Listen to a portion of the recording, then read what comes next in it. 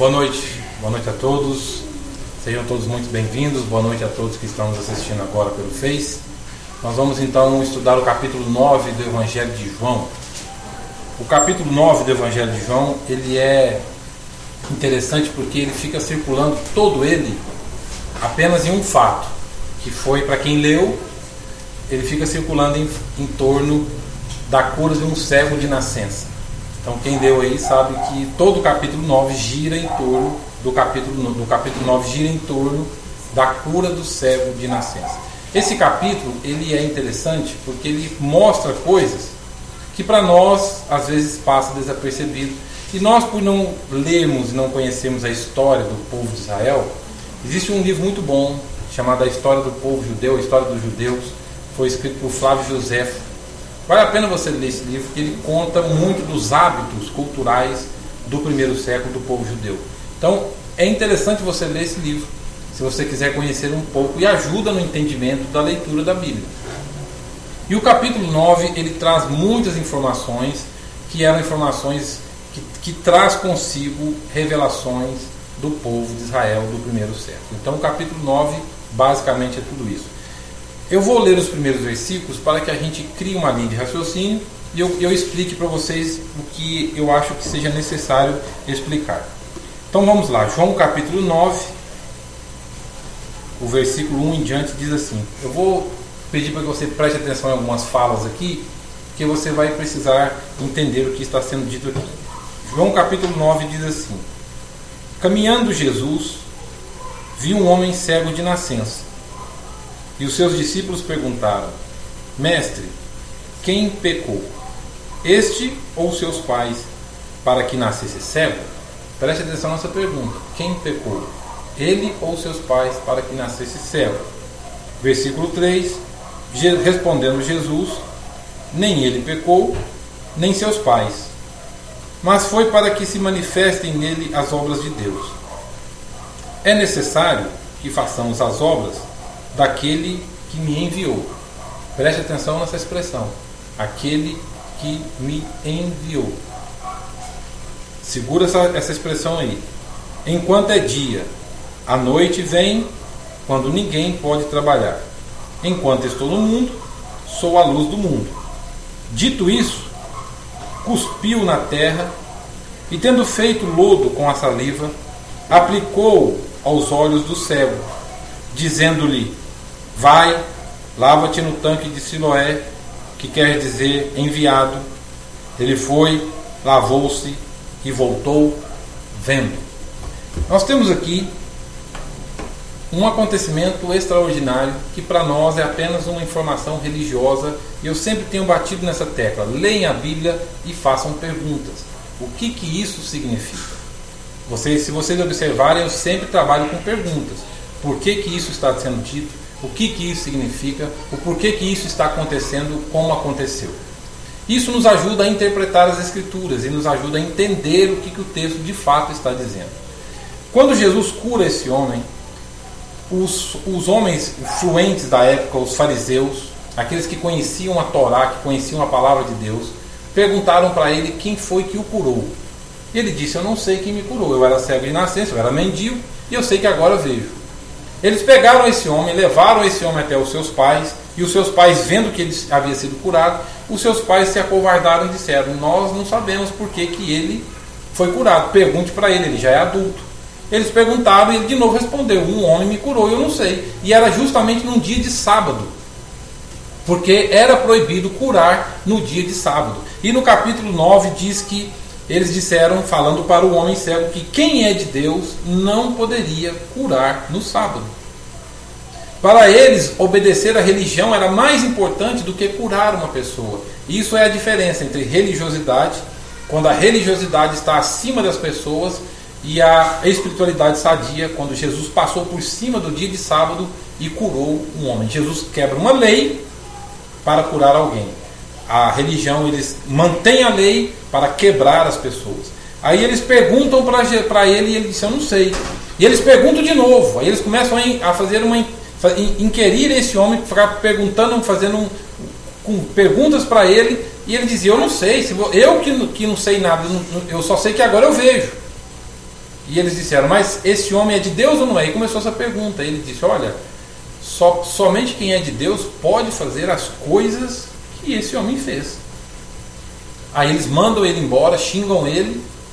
Aí Jesus se apresenta para ele e Jesus disse: vejo que você está curado e você acredita no Filho do Homem. Ele disse: eu não sei quem é o Filho do Homem. Quem é o Filho do Homem? Ele disse: sou eu que falo contigo. Aí diz o texto que ele prostra e ele adora Jesus. Ele prestou culto a Jesus. Então João está mostrando em todo o capítulo 9 a divindade de Jesus. Mas vamos voltar para o início para que eu explique algumas coisas para vocês. O capítulo 9, no começo do capítulo 9, mostra Jesus entrando em um determinado lugar, e havia ali um cego, e os discípulos, vendo o cego junto com Jesus, os discípulos fazem uma pergunta: quem foi que pecou? Foi ele ou seus pais para que nascesse cego? E Jesus respondeu: nem ele e nem os seus pais pecaram. Esta enfermidade, esse fato é para a glória de Deus. Por que os discípulos perguntaram isso para Jesus? Quem pecou? Foi ele ou foram seus pais? Na tradição judaica havia um livro que era um livro de tradição judaica, de tradição judia. Esse livro ele andava paralelo com os livros do Velho Testamento, a Torá. Esse livro ele era um livro de tradição rabínica, e nesse livro continha alguns conceitos, e esses conceitos foram administrados, foram aceitos, e eles foram então colocados como se fosse verdade e verdade espiritual. E esse livro ele era chamado de Midrash Rabbah. Midrash Rabbah, que significa Cântico dos Cânticos. Ele era dividido em capítulos e versículos. E nesse livro continha algumas histórias, algumas lendas, que dizia se uma mulher estivesse grávida e se ela cometesse algum tipo de pecado, como por exemplo a idolatria, ela estando grávida e cometendo o culto da idolatria, ou o pecado da idolatria, o seu filho também cometeu o pecado junto com ela. Então o feto também pecou junto com a mãe. Essa prática era chamada de traducionismo. Não tradução, é traducionismo. Essa ideia ela existe até os dias de hoje em algumas religiões. O traducionismo diz que o pecado ele vem pelo cordão umbilical. Ele vem pelo cordão umbilical. Quando um homem ou uma mulher tem um coito, quando eles fecundam uma criança, essa criança foi fecundada em pecado. E esse era um conceito que existia até no Velho Testamento. Lembra quando Davi fala assim: em pecado me concebeu minha mãe? Era por causa dessa tradição judaica que dizia que pecado se herda. Então quando uma mãe comete pecado, a criança também cometeu. Então quando eles perguntam para Jesus quem foi que pecou, esse ou seus pais? Porque eles acreditavam que uma pessoa, quando nascia enferma, ou aleijado, ou cego, ou mudo, era por causa de pecado, que nós conhecemos hoje como aquela fatídica, infantil e ignorante teologia que diz que existe maldição hereditária. Era a maldição hereditária do primeiro século, que é uma infantilidade, um infantilismo teológico muito grande. Aí eles perguntaram para Jesus: quem foi que pecou? Foi ele ou foram seus pais? E Jesus disse: nem ele e nem os seus pais pecaram. Ou seja, essa tradição do Midrash Rabbah, essa tradição rabínica, ela não tem fundamento teológico. Ninguém nasce do jeito que nasce porque pecou. E ele disse: isso que está acontecendo, isso aqui é para a glória de Deus. Aí Jesus faz uma coisa atípica. Jesus ele cospe no chão, ele pega a sua saliva, passa no lodo, passa nos olhos do cara e manda-o lavar no tanque de Siloé. Por que Jesus cuspiu? Porque quando Deus criou Adão, isso é um dos muitos argumentos que a teologia usa, que quando Deus cria Adão, Deus criou Adão de onde? Do barro. Deus cria o homem do barro. E há uma discussão na teologia, que eu acho até engraçada essa discussão, que eles ficam debatendo se Deus teve que colocar a mão no barro para moldar Adão. Há uma linha teológica que diz que Deus pôs a mão no barro e Deus ficou moldando Adão. Aí depois que ele moldou Adão, ele soprou e disse, soprou e ele passou a ser alma vivente, é o que diz o livro de Gênesis. Alguns teólogos dizem que Jesus fez isso para mostrar que assim como Deus criou Adão, ele também fez isso. Ele então gospe no chão, e ele mexe ali, e ele passa nos olhos do cego. Ele poderia ter dito, enxerga, como ele fez com o cego na beira da estrada de Jericó. O cego de Jericó dizia, filho de Davi, tem misericórdia de mim, filho de Davi, tem misericórdia de mim. E Jesus sabia que ele era cego. Jesus fez uma pergunta, que queres que eu te faça? Ele disse que eu torne a ver. E Jesus disse, então fique livre do teu mal. E ele passou a enxergar. Jesus não fez isso. Aqui não, Jesus ele teve que pôr a mão lá no cuspe, teve que pegar e colocar nos olhos. Aí Jesus manda ele lavar no tanque de Siloé. Isso para nós, a gente lê isso passa batido, isso passa desapercebido. Mas para a tradição judaica, rabínico-judaica do primeiro século, isso tem um significado, isso tem uma importância tremenda. Por quê? No Velho Testamento, lembra de quarta-feira passada, que eu falei das águas que saíam de dentro do templo? Essas águas, elas saíam do tanque de Siloé. Essas águas purificadoras, elas saíam do tanque de Siloé, de acordo com a mística, com a tradição judaica. E nesse tanque, esse tanque havia um tanque que era chamado de enviado. Só que quando você lê em hebraico, lá no Velho Testamento, quando fala do tanque de Siloé, o nome verdadeiro do tanque de Siloé não é tanque de Siloé ou o tanque enviado. Ele era chamado literalmente de a bênção do enviado. Bênção do enviado. Quando Jesus manda o homem lavar no tanque, ele está dizendo, vai e lava no tanque que se chama bênção do enviado. Por que Jesus disse isso? Lembra que Jesus diz aqui no versículo de número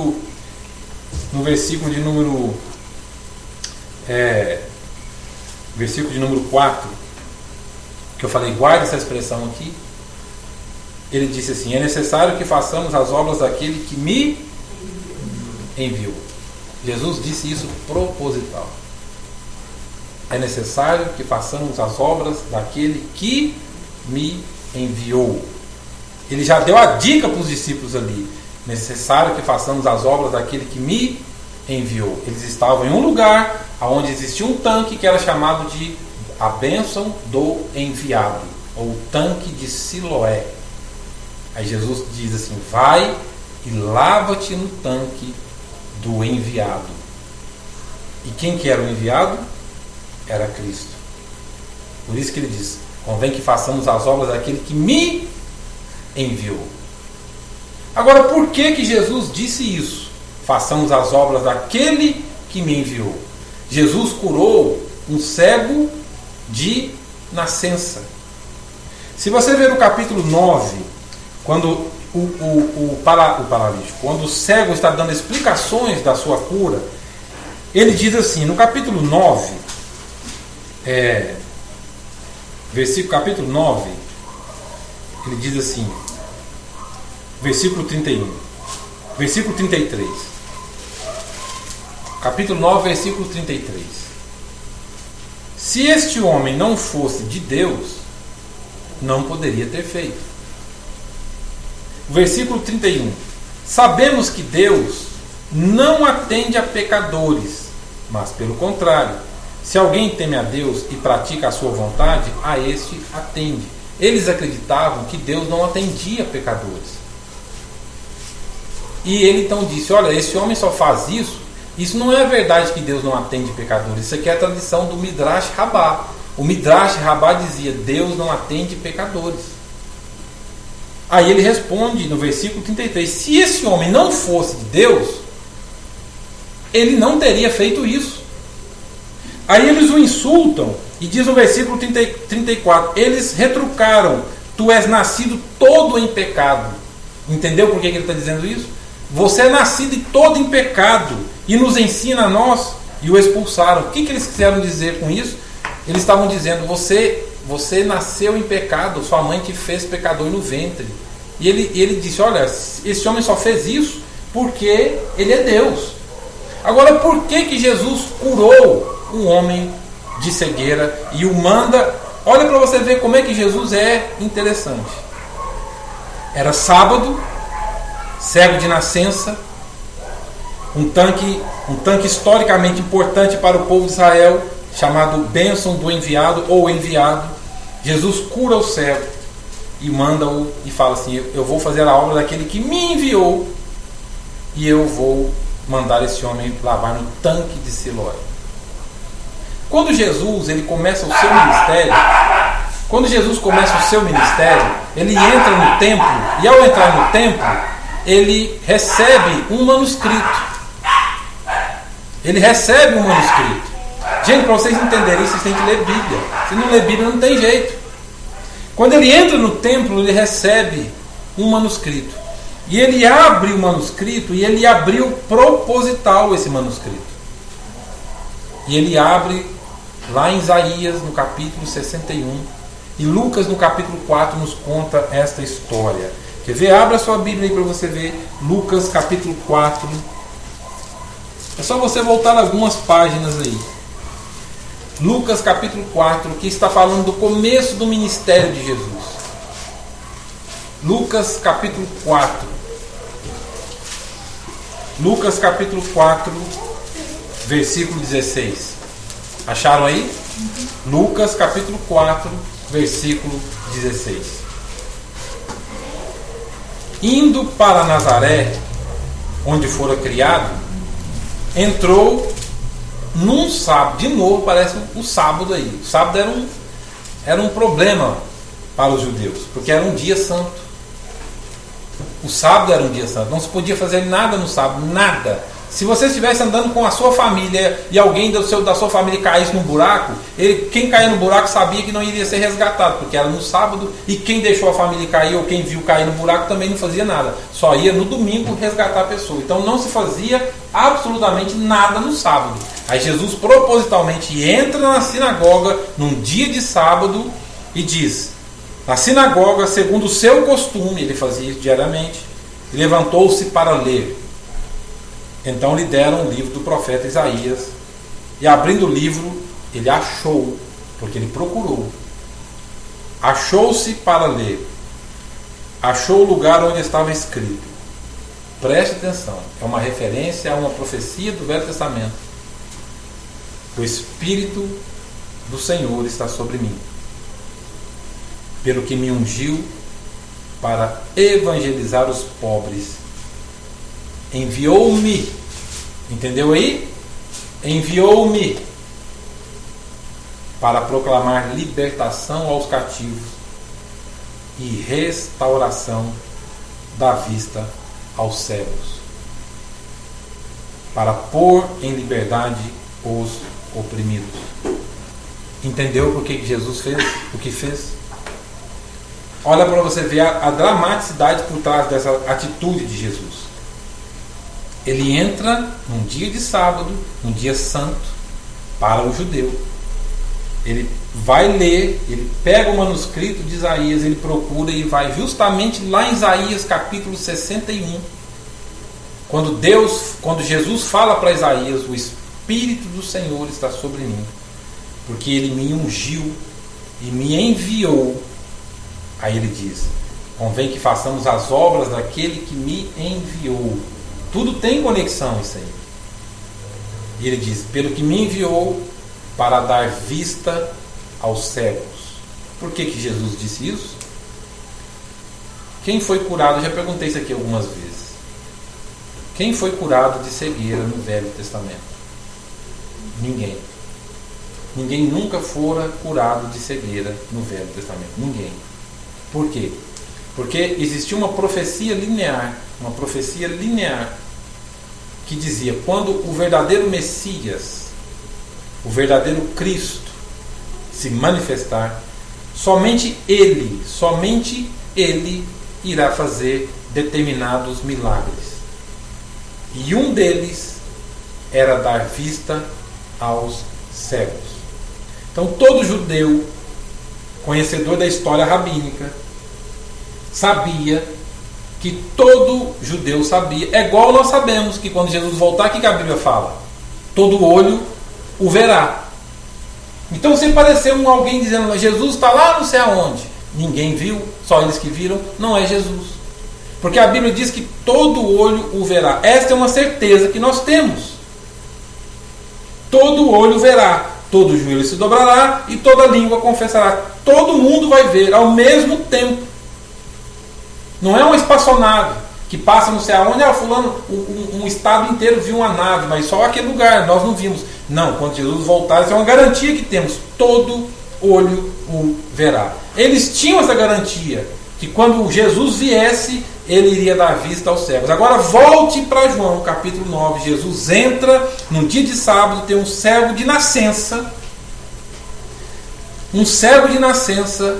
E eles perguntam para ele, essa tradição do Midrash Rabbah é verdadeira? Quem pecou? Foi ele ou seus pais? E Jesus disse, não foi nem ele e nem foram seus pais. Isso aí é para a glória de Deus. Meus irmãos, isso serve para quê para nós? Nós achamos que também nós herdamos maldição hereditária. Nós achamos que pagamos pelos pecados de vidas passadas, pecados de parentes. Nós achamos essas coisas. E Jesus disse, nem uma coisa e nem outra. E ele diz, e isso aí é para a glória de Deus. E nós deixamos, nós não queremos entender e nós não queremos ver que aquilo de ruim e de bom que nos acontece é também para a glória de Deus. Aquilo que nos acontece, tanto de ruim quanto de bom, também é para a glória de Deus. Nós não entendemos isso, mas nós perguntamos quando sofremos, por que isso, Deus? É a mesma pergunta, só que de uma forma diferente. Os discípulos perguntaram, por que isso, Deus? Ou seja, quem pecou? Foi ele ou seus pais para que nascesse cego? E nós perguntamos, o que eu fiz de errado? Aí nós vemos que aquele peso de consciência religioso, deixei de ir na igreja, deixei de dar o dízimo, deixei de orar, deixei de ler a Bíblia, deixei disso, deixei daquilo. Gente, se Deus for nos castigar por essas coisas, Deus é medíocre. Se Deus for nos amaldiçoar por causa dessas coisas, Deus é medíocre. Deus é Deus, Ele não faz isso. As coisas são para a glória dEle. E os discípulos tinham esse conceito equivocado. Quem pecou? Ele disse, nem uma coisa e nem outra.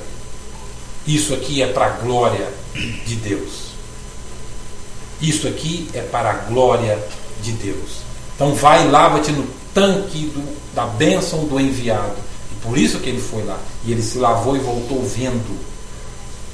Gente, pesquise depois. O que acontece quando um globo ocular, se eu não me engano, chamado de fória, eu não estudei isso há muito tempo, eu não me lembro mais. Mas eu sei que o globo ocular, ele tem algumas coisas. Quando a pessoa nasce cego, ele não é formado. Ele é mal. O globo ocular é um negócio complicadíssimo. Por exemplo, todo mundo sabe que essa cor aqui é preta. Mas a cor preta que você vê, o meu globo ocular pode estar vendo em um outro tom. Então não existe uma cor absoluta preto. Às vezes você vê essa cor aqui, mas você vê ela com um outro formato que só o seu globo ocular aqui tem. Então cada globo ocular tem uma particularidade. Aí Jesus pega um homem nascido, um cego, um homem que nunca viu a luz do dia, nunca viu a cor das coisas. Ele vai, lava e ele volta enxergando. O cérebro, para processar isso, demora, gente. Vocês viram um vídeo que saiu um tempo atrás na internet de um menino que nasceu surdo e colocaram um aparelho nele? Quando ele escutou pela primeira vez, o susto que ele levou, e ele ficava espantado com o que ele escutava, porque o cérebro não sabia o que era som. O globo ocular também desse homem não sabia o que era cor, o que era gente, o que era... Não sabia. O cérebro demora para processar esse. É demorado, ele nasceu cego. E diz que ele era um homem para ser chamado de homem no judaísmo, tinha que ter mais de 30 anos de idade. Tinha que ter mais de... Então, ou seja, 30 anos ele não sabia o que era coisas. porque ele era cego de nascença. Aí Jesus vai e cura e dá àquele homem uma coisa que ele não sabia. E Jesus o curou 2 vezes. Como assim 2 vezes? Porque Jesus o curou da cegueira física e Jesus o curou da cegueira espiritual, porque ele não sabia quem era Cristo.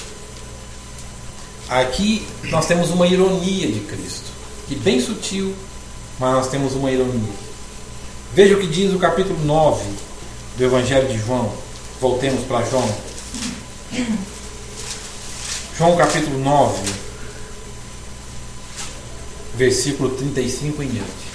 Olha para você ver o diálogo. Aqui vem a segunda cura, que é a cura espiritual. Versículo 35. Ouvindo Jesus que o tinham expulsado, aí Jesus foi atrás dele. Encontrando-o, lhe perguntou: crês tu no Filho do Homem? Eu já expliquei Filho do Homem para vocês aqui. O que significa Filho do Homem? Eu já expliquei isso para vocês. Aí ele respondeu e disse: quem é, Senhor, para que eu nele creia? E Jesus disse no versículo 37, e Jesus lhe disse: já o tens visto, e é o que fala contigo. Então afirmou ele: creio, Senhor, e o adorou. Aqui vem a segunda cura, agora a espiritual. Agora ele estava vendo Jesus. Só que aí vem uma ironia depois. Olha só para você ver que interessante. Prosseguiu Jesus: eu vim a este mundo para juízo. Qual juízo? A fim de que os que não veem vejam. Isso é literal? Não, agora é espiritual. E os que veem se tornem cegos. Aí o versículo 40. Alguns dentre os fariseus que estavam perto dele perguntaram-lhe: acaso também nós somos cegos? Aí Jesus ironiza. Respondeu-lhe Jesus: se fosseis cegos, não teríeis pecado algum. Por que Jesus disse isso? Porque o Midrash Rabbah dizia que quem nasce cego era pecador. Por isso que estava cego. Aí Jesus disse: se vocês fossem cegos, vocês não teriam pecado. Jesus inverteu os valores. Aí ele diz assim: mas porque agora dizeis nós vemos, subsiste o vosso pecado. Entendeu isso? É isso que Jesus está dizendo. Se vocês fossem cegos, vocês não teriam pecado. Porque a tradição de vocês dizem que quem nasce cego, lembra da pergunta, quem é que pecou? Ele ou seus pais? Ele ou seus pais? Jesus disse: nenhuma coisa nem outra. Aí vieram os doutores da lei, os religiosos, disseram: então nós somos cegos? Aí Jesus disse: quem dera se vocês fossem, aí vocês não teriam pecado. Mas vocês não são, por vocês enxergarem, vocês têm pecado. Ou seja, Jesus estava dizendo: vocês são, a religião de vocês não deixaram vocês me ver. Irmãos, às vezes isso acontece conosco. Às vezes a nossa religiosidade não nos permite ver a Cristo. Às vezes nossa religiosidade nos permite crer em Cristo, mas não nos permite vê-lo. Porque o capítulo 9 está condenando esse tipo de coisa. Por exemplo, se você ver o capítulo 9, o versículo, quer ver? O versículo que eles falam que quem é de Deus não pode fazer essas coisas no sábado. Deixa eu só achar aqui. Quando Jesus fala aqui, versículo 16. Por isso alguns dos fariseus diziam: este homem não é de Deus, porque não guarda o sábado. Para ser de Deus, tinha que guardar o sábado. Para ser crente, não é isso que nós falamos? Tem que fazer isso, tem que fazer aquilo. Não pode isso, não pode aquilo. Está claro isso ou tem que explicar isso mais? É a mesma coisa. Quem é de Deus não pode curar no sábado. E Jesus quebrou a tradição do Midrash Rabbah Jesus que quebrou a tradição do Jesus quebrou os 10 mandamentos, guarda o sábado. Aí eles perguntavam, mas e isso aí? Jesus vinha dizendo, o sábado é servo do homem e não o homem do sábado. O sábado é um péssimo patrão, mas é um ótimo empregado. Então o sábado é para o descanso do homem. O homem trabalha para servir o sábado. E Jesus curou um homem cego de nascença num dia de sábado. E Jesus disse, olha, se vocês fossem cegos, vocês não teriam pecado. Jesus ele lida com pecadores. Jesus não lida com santarrões. A tradição dizia que para ser abençoado tinha que ser santo. E ser santo era seguir as tradições do judaísmo. Jesus disse, olha, eu sou o Senhor do sábado. Por isso que o judaísmo não gostava de Jesus, porque ele rompia com esses conceitos falidos da religiosidade pagã deles. Por isso.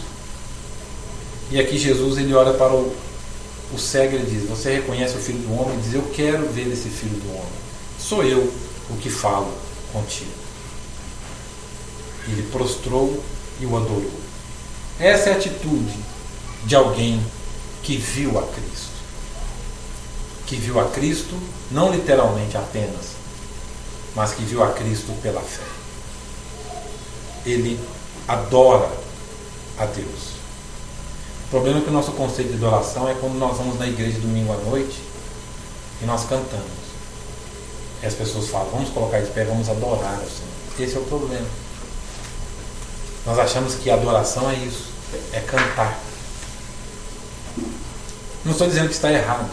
Eu estou dizendo que se nós ficarmos apenas com esse conceito, nós estamos limitando, estreitando a coisa.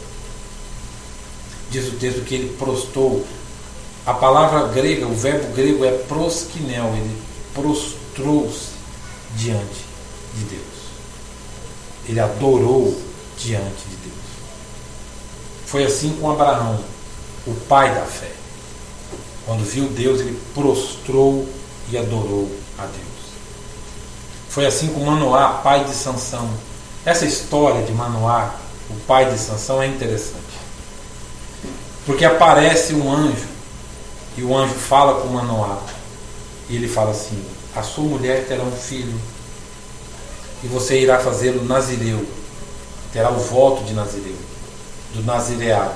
Ele não poderá cortar o cabelo, ter contato com o cadáver e nem ser dado ao vinho. Esse era o voto do nazireu. E foram os 3 pecados que Sansão cometeu. Sansão se embriagou, cortou o seu cabelo e teve um contato com um cadáver quando pegou o mel de um leão morto. Está lá no livro do Velho Testamento, está lá, no livro de Juízes, está lá. Aí o anjo aparece para Manoá, e Manoá era um homem inteligente. Manoá vai e conta para sua mulher, olha, eu estava em determinado lugar, apareceu um anjo para mim, e esse anjo disse que você vai ficar grávida e vai nascer um menino, e nós temos que fazer dele voto de nazireu. E a mulher dele, inteligentemente também, a mulher dele disse, olha, se esse anjo aparecer de novo, pergunta o nome dele. Olha a jogada da mulher, a mãe de Sansão. Pergunta o nome dele, e ele vai te falar, e você vai saber se é Deus ou não. E ele um dia estava em determinado lugar, o anjo apareceu de novo. Quando o anjo aparece, Manoá pergunta, qual é o teu nome para que te honremos? Aí o anjo vira para ele e diz assim, por que perguntas pelo meu nome, que é maravilhoso? Quando o anjo diz isso para Manoá, Manoá prostra e adora a Deus e diz, vimos a Deus, então morreremos. Por que ele fez isso quando ouviu do anjo, por que perguntas pelo meu nome, que é maravilhoso? Isaías capítulo 9 diz assim, um menino nos nasceu, um filho se nos deu, e o seu nome será maravilhoso. Entendeu? Ele prostra e adora diante de Deus. Todos os grandes homens do Velho Testamento, eles prostraram-se diante de Deus. A atitude de um homem que nasceu cego ele, quando olha para o Filho do Homem, ele diz: eu prostrei diante de Deus. Isso é a atitude de quem conhece a Cristo Jesus. É um modo de vida que se prostra diante de Deus, que se coloca em atitude de adoração diante de Deus. E nós precisamos aprender isso, adorar a Deus. Não quando alguém me fala, vamos colocar de pé e vamos cantar, adorar ao Senhor. Isso é estreito demais, gente. Eu tenho que adorar a Deus no meu dia a dia, no meu negócio. Eu tenho que adorar a Deus no meu trabalho. Eu tenho que adorar a Deus na escola. Eu tenho que adorar a Deus dentro de casa. Eu tenho que adorar a Deus no meu dia a dia. Eu tenho que adorar a Deus quando estou sozinho. Eu tenho que adorar a Deus quando ninguém está me vendo. Eu tenho que adorar a Deus quando eu estou comigo mesmo. E eu tenho que adorar a Deus quando eu estou com os meus irmãos. Eu também tenho que adorar a Deus quando estou com meus irmãos também. E esse homem, que nem o nome dele se fala, que nasceu cego, mas que quando teve o contato com o enviado, convém que façamos a obra daquele que me enviou. O Espírito do Senhor está sobre mim, porque me ungiu a dar vista aos cegos e a pôr em liberdade os algemados. Isso é literal? Isso é espiritual. Jesus, ele liberta pessoas espiritualmente. Hoje a psicologia diz que tudo que nos acontece fisicamente, principalmente as doenças, é fruto das doenças da nossa emoção. A psicologia diz isso. Que tudo que nos acontece fisicamente, chamado de doenças psicossomáticas, úlcera, dor de cabeça, labirintite, tudo isso tem origem na nossa psique. Só que quando nós olhamos as Escrituras dizem que as nossas enfermidades não são frutos da nossa psique. As nossas enfermidades são fruto do nosso pecado. Os nossos pecados é que nos tornam enfermos fisicamente. Só que isso é uma coisa que nós não falamos mais. Nós não falamos mais. Pecado para nós é peso de consciência. E quando você lê Davi disse assim: enquanto eu calei os meus pecados, envelheceram-se-me os ossos e eu andava encurvado. Mas quando te confessei o pecado, o Senhor me levantou. Isso eles levavam muito a sério. Tiago, quando Tiago diz assim, aí fica aquele debate lá em Tiago, né? Os teólogos, unção com óleo, não sei o que lá mais. Quando você lê Tiago, fala assim: ungem com óleo para ser curado. Não é que existia poder místico no óleo. É que algumas enfermidades causavam pecado. Alguns pecados causavam enfermidades. Então tinha que se passar um certo óleo medicinal. As pragas do Egito. As úlceras. Era fruto do quê? Do pecado do Egito. Que deu furúnculos. Então, o que Deus disse para Adão? Maldita é a terra por tua causa. Maldita é a terra por tua causa. A terra produzirá cardos e abrolhos. Isso não é também apenas literal, isso é espiritual. Isso é espiritual. Aí Jesus vem e ele quebra esse conceito de pecado. Ele quebra essa maldição. Por isso que diz que ele se fez maldição em nosso lugar. Ele recebeu o castigo que nos traz a paz. Aí quando eu entendo isso, por isso que Paulo diz que o amor de Deus nos constrange, porque é constrangedor.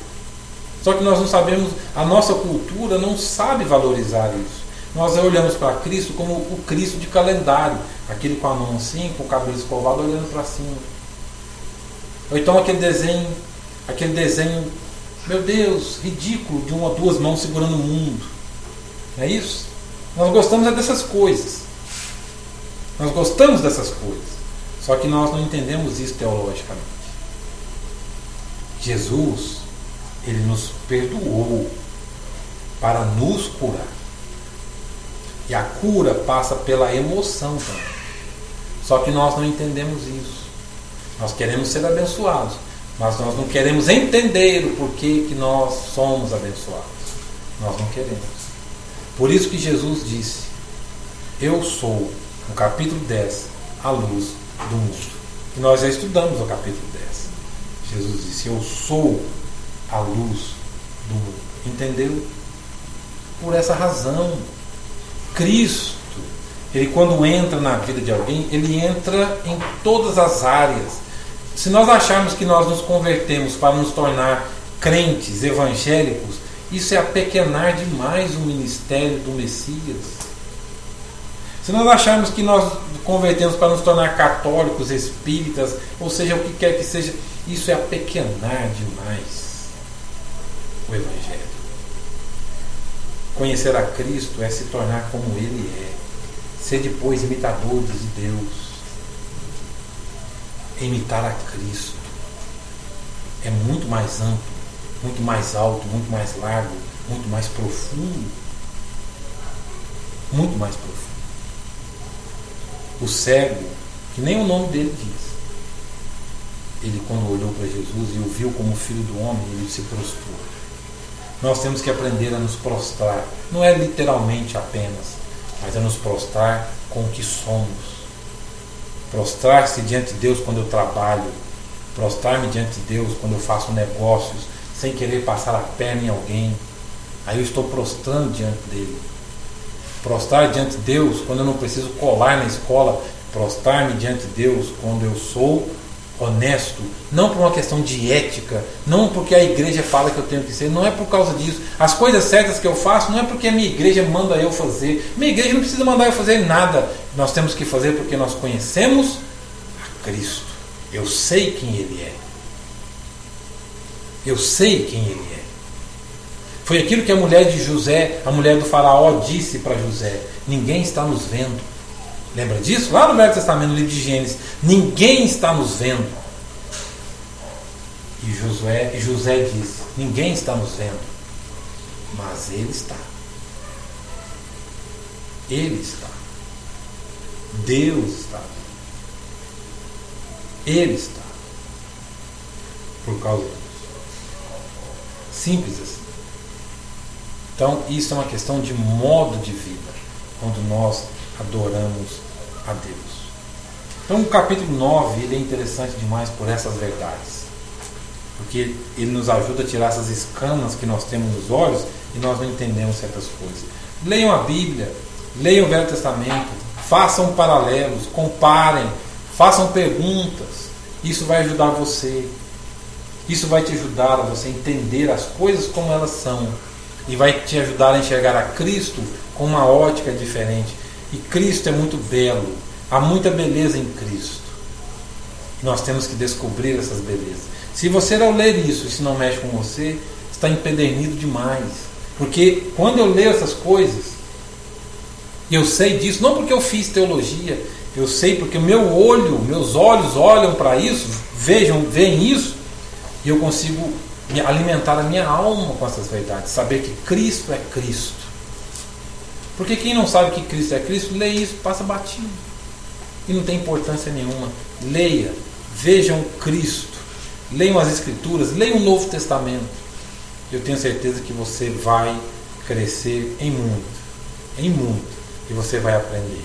Que Deus te abençoe, que Deus te fortaleça, e que Deus fale profundamente ao seu coração. Não apenas nas quintas-feiras. Não apenas às quintas-feiras. Se você depende da quinta-feira para aprender da Bíblia, aprender de Deus, que lamentável. Aprenda, que aqui seja uma extensão do que você é na sua casa, daquilo que você lê, daquilo que você separa para dizer: eu vou conhecer o Cristo dos Evangelhos.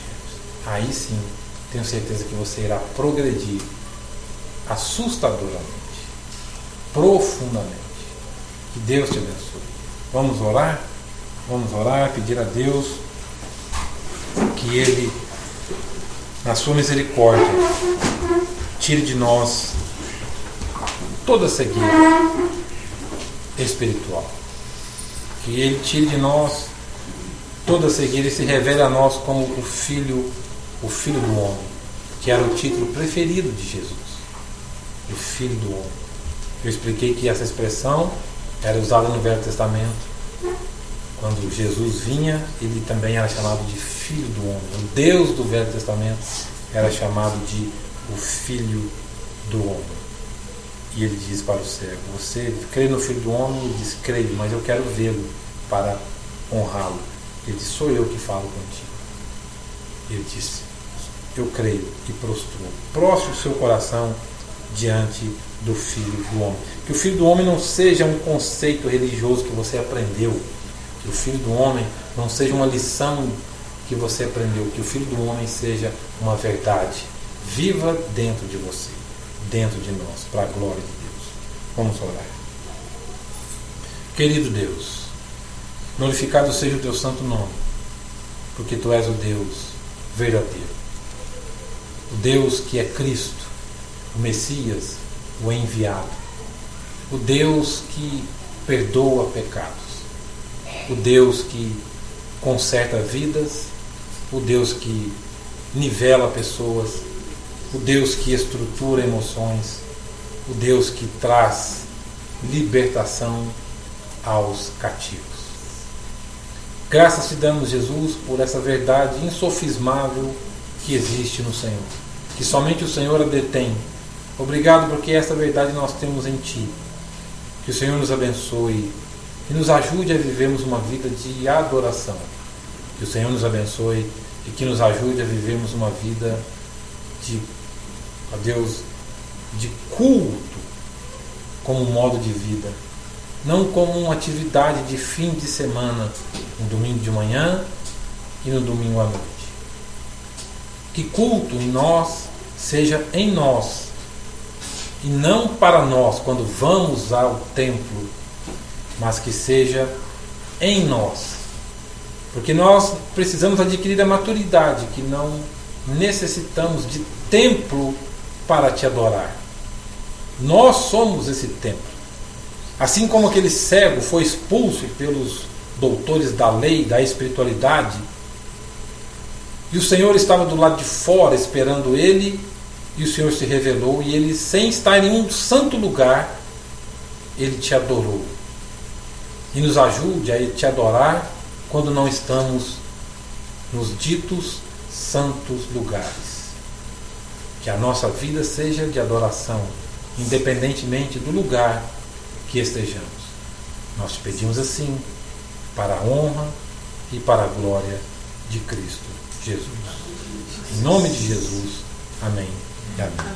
Deus abençoe e até quinta-feira que vem, com a graça de Deus.